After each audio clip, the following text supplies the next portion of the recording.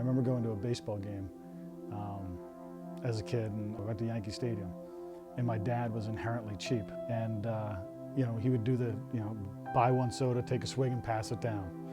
But we were going to a game, and he brought his own bag of peanuts, and nobody wanted to carry the peanuts. And my dad got so angry that nobody wanted to carry the peanuts that he carried them himself all the way in, and he was mad for the whole walk. Even in the game, he was still mad. And I find myself doing some of the same things because now I'm becoming inherently cheap.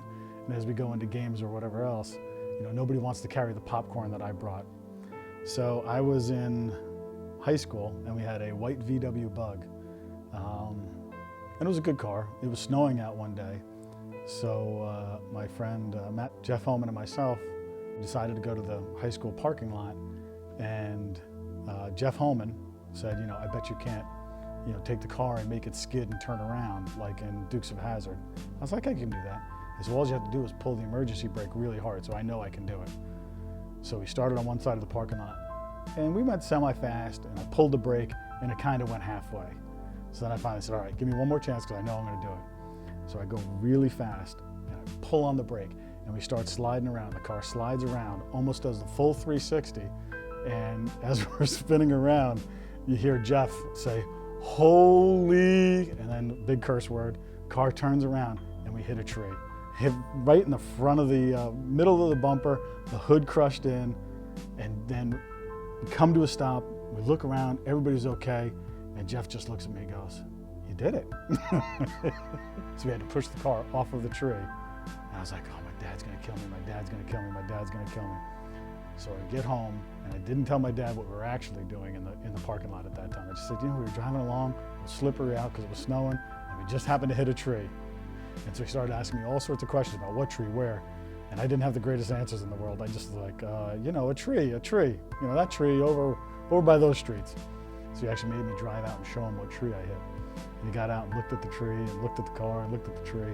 And I think in his mind, he's like, this couldn't happen. I'm not really sure you may have actually hit this tree. We got it fixed. I had ended up paying for it to get fixed. I was one of the only ones that didn't have an accident in one of my father's cars up until that point. Godzilla was a great game. My dad would get in the middle of the pool, and we would all try and take him down. And, it's one of those things when, you're little, they're like, oh, I'm gonna take down the adult. I'm gonna get the big guy. And he would push us off, and he'd be like, rah, and he'd try and wrap him down. His hair's falling all over the place. He's shaking it out. And you're trying to go for one leg, and he'd push you off, and you're trying to go for an arm. And everybody's trying to go at him from different ways. And then we got bigger, and it got real easy to take him down. We play a version of Godzilla today. And I'm gonna keep playing until the kids beat me. After my dad retired, right? He wasn't sure what he was gonna do, but he started to do the academic decathlon. And he put a lot of energy into it. But I remember after retiring that he was very into it, well organized, and loved doing it. It's one of the things that I actually enjoyed. Although we didn't get a lot of FaceTime or do a lot together, I actually appreciated that he would rely on his family, and each one of us had a fairly big job to do to help get through that day or prepare for that day. As you get older, one of the things that you appreciate more in being able to spend time with your father and do things with your father and mother and be able to participate. It's one of the things I actually enjoyed doing with my dad, and it was stressful, especially when Tim and Jerry are trying to figure out how to do the card counts and score the tests in real time, trying to do it as fast as they can.